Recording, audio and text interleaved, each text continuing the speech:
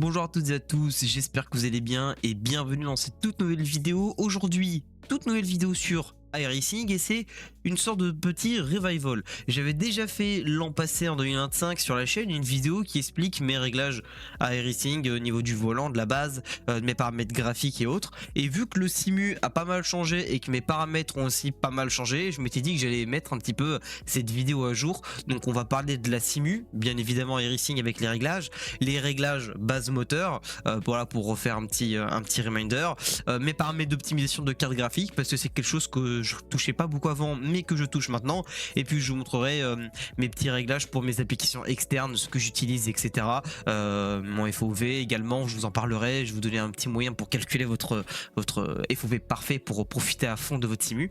Et puis voilà, prenez des notes, n'hésitez pas à prendre des notes sur ce que je vais dire. Ne suivez pas tout forcément à la lettre, ce qui me va à moi ne va pas forcément vous aller à vous. Par exemple, je suis quelqu'un qui aime avoir beaucoup de FPS et une qualité graphique moins bonne dans le jeu, ce qui est totalement l'opposé de certains peut-être parmi vous. Donc prenez vraiment cette vidéo comme de base réglage, et puis si vous souhaitez faire des choses équivalentes, vous en avez le droit. N'hésitez pas à mettre un petit pouce bleu, à vous abonner et à mettre la cloche de notification, ça fait toujours plaisir. Et puis on se lance directement dans le premier paramètre qui est toujours très intéressant et très important à régler, c'est sa caméra de vue.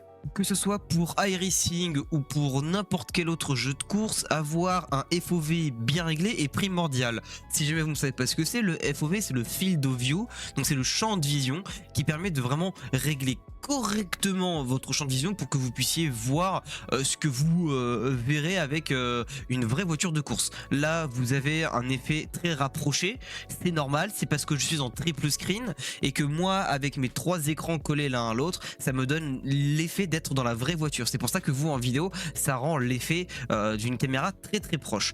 Mais pour régler cela, on peut le faire en le calculant dans iRacing, mais j'ai une meilleure solution pour vous aider à trouver votre FOV parfait pour iRacing et pour toutes les autres simus. On se retrouve donc sur FOV Calculator. Voilà, c'est une petite application, un petit site web très légère qui sera disponible dans la description avec le lien si vous voulez aller calculer votre FOV, qui vous permet donc de calculer le FOV. On va zoomer un petit peu, comme ça sera plus intéressant. Vous pouvez changer le screen ratio, donc le ratio de votre écran. Si vous êtes en simple écran, 16 neuvième, 21 neuvième, 32 neuvième, ce que vous voulez. La taille de vos écrans en pouces, donc moi en l'occurrence c'est 27. La différence de votre écran entre vos yeux et l'écran que vous devez mesurer avec une règle ou avec un mètre, de préférence avec un mètre généralement. Le type d'écran que vous avez, si vous êtes avec un seul écran ou en triple. Si vous avez également des écrans qui sont un petit peu courbés, normalement c'est indiqué sur les emballages et sur les annonces quand vous achetez votre écran, on le mesure en R. Et bah si jamais votre écran est courbé, qui n'est pas plat, cochez la case curved screen. Et si vous cochez cette petite case et que votre écran est courbé et est un petit peu voilà, curved, vous allez mettre alors l'angle est peut-être pas forcément le bon mot, mais je crois que c'est la radiation. Enfin bref, j'ai pas le terme exact, mais en gros vous allez mettre la valeur. Voilà, moi par exemple c'est un 1500R, ça veut dire qu'il est très légèrement incurvé vers moi, vraiment très léger. Et il y en a qui sont vraiment très incurvés vers vous, qui sont vraiment très serrés. Par exemple des écrans à 1000R, c'est vraiment très incurvé vers vous. Donc mettez la bonne valeur. Moi c'est 1500. Et le bezel thickness, ça également c'est pareil, c'est pour le triple screen. C'est en fait la valeur totale de vos deux bords d'écran qui sont mis côte à côte. Vous avez les bords noirs qui sont mis côte à côte et vous avez juste à mesurer cette petite distance. Donc là moi en millimètres je suis à 10, et grâce à ça ça me donne mon degré d'FOV à mettre dans mes jeux. Par exemple des jeux comme Assetto Corsa Competition, on est à 31,2. Des jeux comme Air Factor on est à 31. Le virtual FOV qui est utilisé dans beaucoup de jeux est à 31. Des jeux comme iRacing qui lui se mesure en FOV, voilà, donc en HFOV qui est en FOV hauteur si je dis pas de bêtises, donc qui est à 158. Voilà. Alors faites bien la différence entre H et V FOV parce que c'est vraiment pas du tout la même chose sur iRacing. C'est horizontal, my bad. Hauteur, qu'est-ce que je raconte? Horizontal plutôt, parce que je raconte des bêtises moi. Horizontal FOV et vertical, et c'est pas forcément la même valeur. Si vous mettez 158 par exemple dans ce Corsa, bonne chance. Mais voilà, vous avez ce petit outil dans le bas de la vidéo, de la description, pardon, si jamais vous voulez aller mettre votre bon FOV. Et une fois que vous l'avez calculé, nous en l'occurrence on est à 158, on va pouvoir aller le rentrer dans le jeu. Et donc pour régler votre FOV sur iRacing, vous faites CTRL F12 et le petit onglet caméra va apparaître. Et alors là, vous pouvez tout changer. Vous pouvez changer le field of view, le FOV, ce qu'on vient de voir, la position, voilà, avant, arrière, sur les côtés ou non, régler la hauteur. Vous pouvez régler, voilà, si vous mettez du roll un petit peu sur les côtés, mais très léger. Le pitch, donc voilà, alors, la caméra hauteur, hein, enfin la vision, on va laisser à 0,38, c'est bien. Et la position, si vous voulez un petit peu voilà, mettre la vue sur les côtés ou quoi. Mais généralement, on met ce genre de paramètres. Et là, vous allez rentrer votre valeur. Donc nous, c'est 158. Voilà, on va le retaper. Comme ça, on est sûr qu'on a la bonne valeur. 158. Et une fois que c'est bon, on peut cliquer sur test.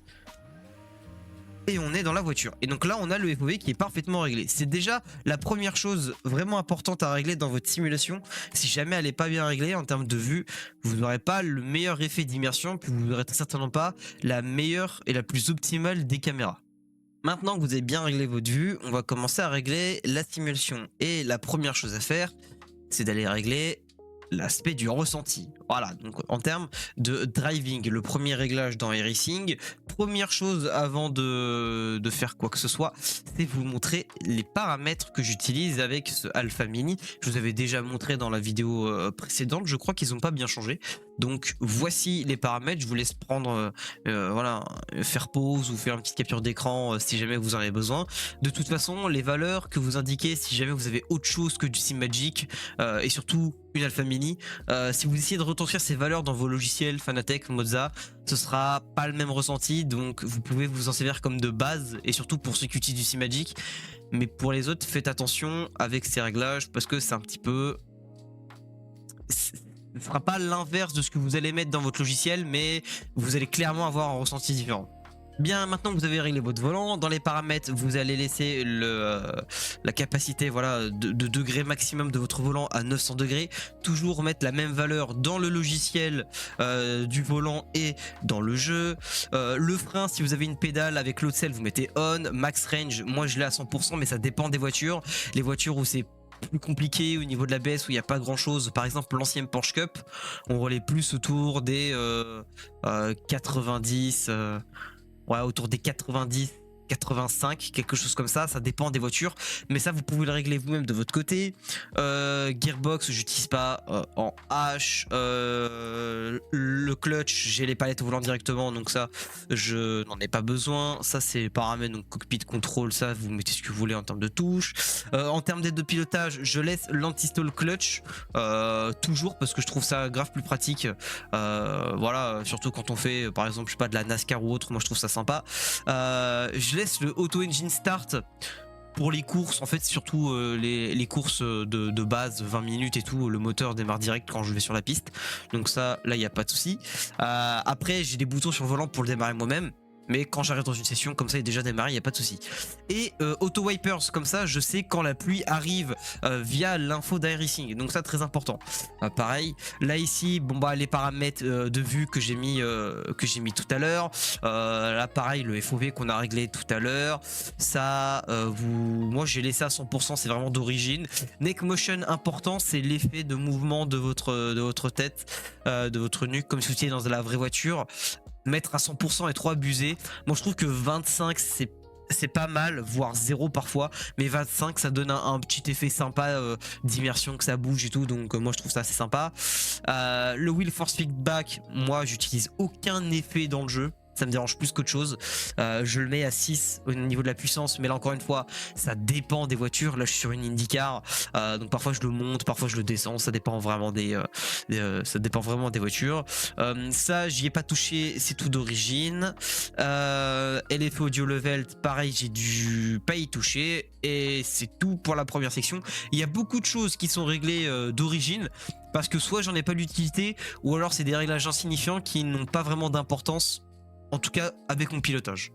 Les prochains réglages, c'est les réglages de Kimbide, mais ça je vais pas m'attarder là-dessus parce que c'est affectation du volant, et ça c'est les réglages personnels et en fonction de ce que vous avez comme bouton sur le volant, donc ça on s'en fiche un petit peu, ça n'a pas vraiment d'importance. Au niveau de l'interface, j'utilise l'UI Scaling à 90%, je trouve que c'est plus petit, c'est mieux. À 100% c'est un peu trop gros, je suis un peu moins fan, donc ça m'embête un peu. On-screen display, bon bah pareil, ça j'ai laissé d'origine. Le chat je le laisse pendant la course, c'est toujours intéressant d'avoir des infos pitting out, pitting on, si jamais pour ceux qui rentrent dans les stands et ceux qui sortent, c'est intéressant. Split time delta, normalement, alors je sais pas pourquoi lui il est en non, parce que c'était l'IndyCar et j'ai pas dû le mettre, mais j'utilise toujours le session optimal lap. Comme ça, je sais où je perds du temps par rapport au meilleur tour optimal que je pourrais faire. Et ça me permet de travailler après sur la télémétrie, sur les replays, de regarder où je fais des erreurs. Donc je laisse toujours le session optimal lap. On affiche bien évidemment la delta bar, hein, ça il n'y a pas de souci. Caméra capture, on n'y touche pas. Replay option, je crois que c'est d'origine. Et external display, pareil, encore une fois, j'y ai pas touché, c'est d'origine. Là, on passe à d'autres graphismes assez importants parce que c'est au niveau de l'image avec les écrans. Moi, je suis en triple screen 1080p, donc ma résolution c'est du 5760 par 1080. J'utilise pas de résolution de scaling parce que sinon c'est vraiment pas beau. Plein écran et fenêtré décoché pour pouvoir faire apparaître des applications externes par-dessus le jeu. Je sais que si vous mettez full screen et que vous n'utilisez que ce qu'il y a d'origine dans le jeu, c'est-à-dire pas grand-chose en termes de HUD, vous allez gagner quelques FPS, mais vraiment pas grand chose. Donc moi je préfère le désactiver et mettre mes applications par-dessus. Les informations du moniteur, donc le type d'écran que vous avez. Donc moi j'ai 3 écrans courbés. La longueur de mes écrans, moi c'est 60,9 cm, donc on met en millimètres. Et pareil, le bezel width, on l'a mis tout à l'heure dans le FOV Calculator, on a 10 mm. Bien coché, render using tree projection. Très important, si vous avez un triple screen, faut vraiment le mettre, c'est vraiment très important. Et pareil, si vous avez la possibilité de mettre le Nvidia multi-projection, mettez-le aussi, c'est toujours cool de le mettre, c'est toujours important, ça aide pour le triple screen, donc c'est vraiment important de le faire. Comme tout à l'heure, je vous l'avais dit, il y a le field of view calculator, vous mettez votre distance entre vous et l'écran, le degré de votre écran, bon parce que moi ils sont plats, enfin ils sont curvé pardon, donc on met 1500 R, donc là ils sont en millimètres mais c'est pareil, ça revient même, vous mettez en R, vous faites compute et ça vous donne votre FOV particulier, donc vous l'avez ici, vous pouvez le rentrer. Et puis pour ce qui est de la VR, j'y ai pas touché, j'ai jamais utilisé iRacing en VR, donc moi pour ça je saurais absolument pas vous indiquer. On passe aux paramètres que vous attendez peut-être le plus de toutes ces vidéos, les paramètres graphiques. J'ai donc un preset un peu custom où la colonne driving et la colonne replay, parce que vous pouvez gérer les graphismes pendant que vous roulez et en mode replay, sont à peu près identiques pour rester habitué en fait à la même qualité. Donc tout ce qui est world in detail, voilà, ici on a du low medium pour les pit objects, tout ce qui est event externe à la course, manège à Daytona, patrouille de France, tout ça je retire, ça fait perdre des fesses pour rien. Les grandes stands, donc les tribunes pour garder un minimum de réalisme, on met en low, et puis tout le reste en off parce que ça on n'en a pas besoin honnêtement. Je pourrais laisser le Topaz Tree ou le High Quality Tree, mais honnêtement ça me ferait plus perdre des FPS pour pas grand chose, donc on laisse ça comme ça. Dans la voiture, en fonction des voitures, j'ai le volant qui est affiché et le volant qui est retiré. Par exemple les G3, le volant il est retiré, mais je laisse en statique par exemple pour l'IndyCar parce que j'aime bien avoir le haut du volant et le bandeau de LED du volant dans le jeu, donc moi ça j'aime bien, donc je laisse comme ça. High Destruction halo, hein, bien évidemment on cache le halo quand on en a sur les voitures, et on désactive les headlight details, hein, ça prend des FPS pour rien. Cockpit Mirror Max, pardon, on met 0, on n'active pas à l'intérieur, on n'utilise que le virtual mirror du jeu avec un FOV de 120. Je sais que si pareil vous réduisez un petit peu ce FOV, vous allez gagner en FPS, mais moi 120 c'est le truc optimal et c'est le truc qui me va le mieux. Dans les voitures affichées, je mets 12 parce que j'ai une config qui est assez vieille, un PC assez vieux, donc pour avoir pas mal d'FPS, afficher pas mal de voitures, je laisse à 12, et ce qui en plus suffit largement pendant les courses, et puis je fais afficher 20/8 voitures. Si jamais vous connaissez pas la notion sur iRacing, le premier chiffre ici, c'est le nombre de voitures que vous allez voir devant vous, et le deuxième, c'est le nombre de voitures que vous allez voir derrière vous, dans votre rétro. Donc moi, il y a 28, mais vu que j'ai 12, c'est pas très... voilà, en soi on s'en fiche un petit peu, donc ça affiche jusqu'à 12 parce que je mets 12 comme max voiture, donc en fait ça fait 12 et 8 derrière si vous voulez, à l'équivalent en tout. Drop it, pareil, ça je m'en fous, je mets 20 à 4, vraiment c'est pour voir les stands, j'en ai un peu... j'en ai un peu rien à faire pour être complètement honnête avec vous. Dynamic load, only digress, bloqué à 60, en framerate. Image quality medium parce que le jeu en low est vraiment pas beau, et je désactive tout. Oui, voilà, j'avais un doute, mais non, je désactive tout. Le full resolution, c'est normal. Ça, c'est normal, qui est tout le temps activé. Tout est désactivé. Filtre en PCF 4, number of light 3, motion blur, sharpening, SAO, tout ça en off, ça fait prendre des FPS. Alors, ça rend le jeu beaucoup plus beau, mais moi, je suis team beaucoup d'FPS, donc ça, on désactive. Le screen space reflection, je le mets en haut pour la pluie. Important de voir les réflexions de la pluie, de voir les gouttes dessinées au sol, les flaques dessinées au sol, ça c'est très important. L'anti-aliasing, j'utilise le MSA en x2, filtre simple, qui est de tous les autres, de tous ceux que j'ai testé, qui est un des meilleurs, qui ne prend pas trop de performance, donc là-dessus on reste tranquille. Le framerate il est limité à 165, au même nombre de hertz que mes écrans. Ça ne me sert pas à grand chose d'aller au-dessus, surtout qu'en course je les ai pas, donc à la limite en solo oui, mais en course non. Le Nvidia Reflex, si vous l'avez, activez-le sur boost, et vidéo memory, carte texture en 2048 par 2048 pour la beauté des livrets, et vidéo memory high resolution car en on aussi. Là aussi important, mais pareil, si vous avez des configs un peu plus basses, vous pouvez retirer ce genre de paramètres qui est pas les trucs les plus importants, mais qui peut être sympa. Et si jamais vraiment vous avez des toutes petites configs, par exemple l'image quality, vous la mettez en low et ça devrait quand même le faire. Pour ce qui est des réglages audio, je dois avoir un mélange de réglages que j'ai trouvé ailleurs et de réglages d'origine, je crois. Je vous avoue, ça fait tellement longtemps que je suis pas allé dans les réglages audio que je ne saurais pas vous redire. Mais en tout cas, voici les réglages audio. Pareil, les réglages du voice chat avec le voice chat audio on, même si j'ai un bouton sur le volant pour mute et démute le chat vocal dans le jeu pour éviter d'être embêté pendant que je roule. Le spotter IA, bien évidemment, qui est activé avec la voix, avec le texte message qui est activé. Je le mets en médium dans le chatness, comme ça il parle pas beaucoup, et le voice pack j'utilise le défaut ou le Chris Wheeler pour la NASCAR, mais le défaut me va très bien, et franchement ça suffit largement. Bon, déjà vu que je vous ai montré mes paramètres, vous avez une bonne idée de ce que j'utilise en termes de paramètres que vous allez pouvoir retranscrire chez vous, mais c'est pas tout, parce qu'on va aller regarder un petit peu plus en profondeur dans les panneaux de configuration de nos cartes graphiques, parce qu'il y a pas mal de choses qu'on ignore et c'est des choses qui m'ont plutôt bien aidé. Alors on va aller jeter un petit coup d'œil et peut-être que vous allez découvrir quelques petites astuces assez intéressantes. Pour les utilisateurs de cartes Nvidia, je vous invite à aller dans le Nvidia Control Panel. Pour ce qui est de AMD, je suis désolé, je n'ai pas de carte AMD, donc il faudra aller dans l'équivalent du Control Panel d'Nvidia, mais chez AMD. Je sais pas du tout comment il s'appelle, pour être honnête avec vous, donc je préfère pas m'avancer et dire de bêtises. Mais faites juste en fait la retranscription de ce que j'ai là dans votre logiciel AMD, et ça devrait le faire. Dans gérer les paramètres 3D, très important, c'est dans cette petite encoche ici, très important d'aller dans les paramètres globaux et paramètres de programme. Paramètres globaux, c'est les paramètres que vous allez influencer sur tout votre PC, et paramètres de programme, c'est uniquement voilà en fonction des programmes. Par exemple pour Counter-Strike 2, j'ai des paramètres qui sont un peu particuliers. Pour LMU, j'en ai d'autres, etc., etc. Donc si jamais vous voulez faire un truc en particulier, par exemple iRacing, vous cherchez iRacing dans votre liste, s'il n'y est pas, vous l'ajoutez, et quand vous l'avez, par exemple il est ici, paf, je le mets, et là j'ai mes réglages. Et alors là, maintenant, on va passer aux réglages assez importants qui m'ont fait gagner pas mal de performance. Donc déjà, vous pouvez retranscrire ce que vous avez ici. Je vais pas tout vous expliquer, peut-être qu'un jour j'en ferai une vidéo à part parce qu'il y a énormément de choses qui sont importantes là-dedans. Mais les quelque chose qui sont les plus importants, le filtrage de texture qualité. Vous avez la possibilité de mettre qualité, haute qualité, performance et haute performance. Vous voyez ça un petit peu comme un DLSS. Si vous mettez en mode haute performance, vous allez vraiment gagner beaucoup d'FPS, mais votre jeu sera vraiment pas beau. Pour le coup, j'ai déjà essayé, je suis vraiment pas très fan.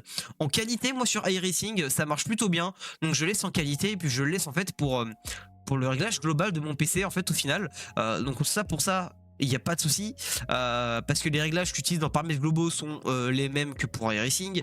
La fréquence de rafraîchissement préférée, bien évidemment toujours la plus élevée.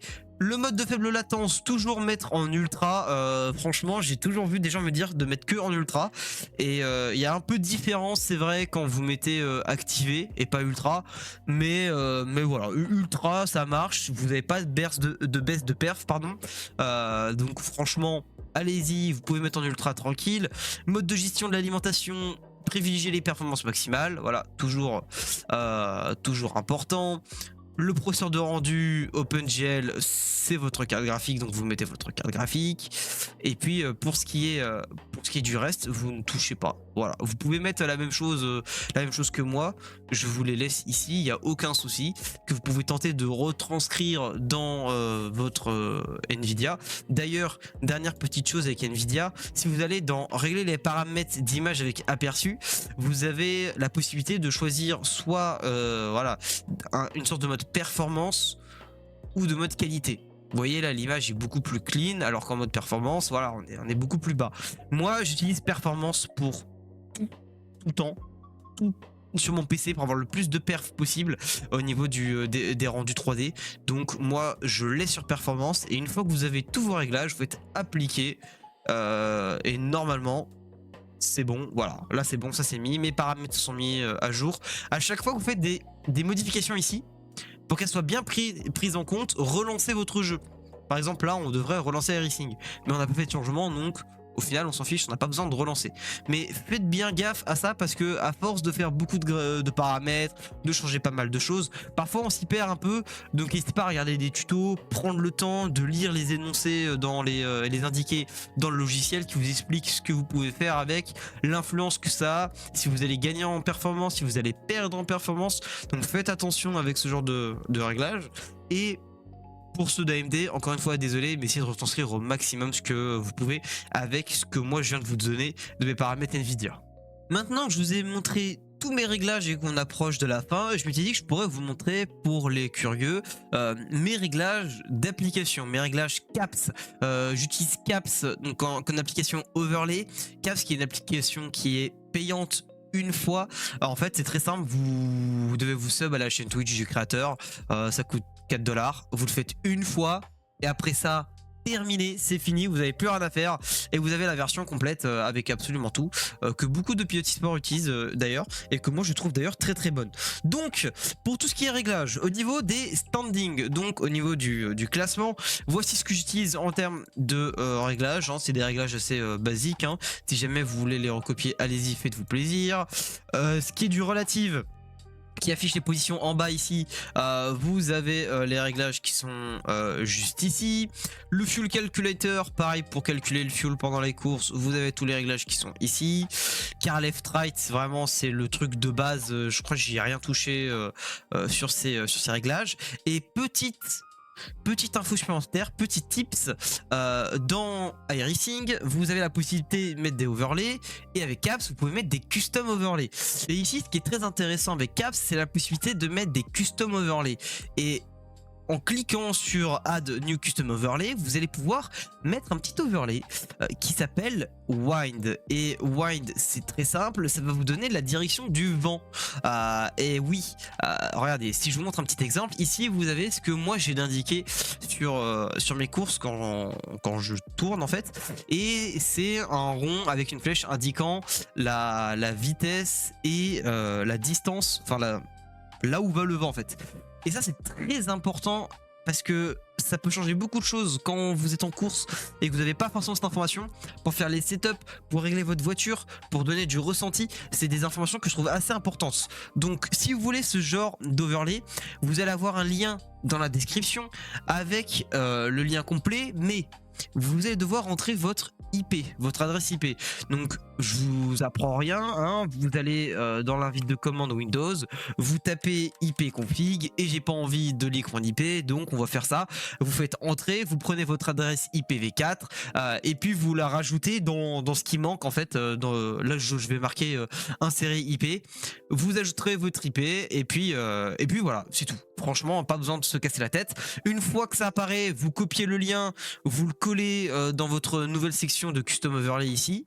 Overlay, vous faites CTRL-C, CTRL-V, vous collez, et puis c'est bon, c'est fini. Vous n'avez plus besoin d'absolument rien faire. Et puis encore une fois, c'est un petit plus que je trouve sympa personnellement, que j'utilise beaucoup, que je pense pas autant utiliser, et quelque chose que j'ai pas beaucoup vu sur internet, hein, sur YouTube, enfin même ailleurs, sur toutes les vidéos. J'ai pas vraiment vu ce genre de tuto, donc voilà, n'hésitez pas à profiter de ça. Si ça vous sert, tant mieux. Si ça vous sert pas, et ben je vous aurai appris quelque chose. Bon, eh bien j'ai fait le tour de tout ce que j'avais à vous présenter en termes d'optimisation avec la carte graphique, réglage in-game, réglage de caps et de mes applications, réglage du volant. Et je vous ai tout mis à jour, donc je pense qu'on a fait le tour. Si ça vous aide, n'hésitez pas à me le dire dans les commentaires. Si jamais vous avez des questions et autres par rapport à l'optimisation sur les simus, si vous avez besoin d'aide et autres, n'hésitez pas à poser la question. On sera ravis de pouvoir vous aider. Je vais faire d'autres vidéos de ce type sur d'autres simulations auxquelles j'ai l'habitude de passer beaucoup de temps. Assetto Corsa, Race Room, Le Mans Ultimate et même ACC à l'ancienne. Ça peut être quelque chose d'intéressant si certains parmi vous cherchent quelque chose de bien à jour en 2026 avec des bons réglages. Il n'y aurait pas de souci à se dire ouais là j'ai un compromis. Non, là avec ça j'ai des bons réglages. Moi avec les réglages que j'ai, je suis très très content. En fonction de vos configs, encore une fois, vous pouvez augmenter ou diminuer ces réglages, mais je pense qu'avec ces réglages vous avez plus qu'une bonne base pour pouvoir faire le jeu entre guillemets de vos rêves avec vos bons réglages, vos bons ressentis, et profiter un maximum de l'expérience que peut donner iRacing. Et ben voilà, j'ai tout dit pour aujourd'hui. J'espère que cette vidéo vous aura plu. N'hésitez pas à vous abonner, à mettre un petit pouce bleu et à vous abonner avec la cloche, c'est très important. Je m'excuse hein, dans cette vidéo, je suis un peu malade en ce moment, donc peut-être que j'ai fait quelques bruits agréables pendant la vidéo et j'en suis désolé. N'hésitez pas à me follow sur mes réseaux sociaux qui sont dans la description. N'oubliez pas que si vous voulez avoir le petit overlay du vent, il sera dans la description avec l'URL et votre IP à rentrer dans un navigateur web et à recoller dans Caps. Si jamais vous souhaitez aussi le FOV calculator qu'on a vu en début de vidéo, il est également dans la description. Et puis moi je vous retrouve dans une prochaine vidéo ou dans un prochain stream. À la prochaine, ciao ciao.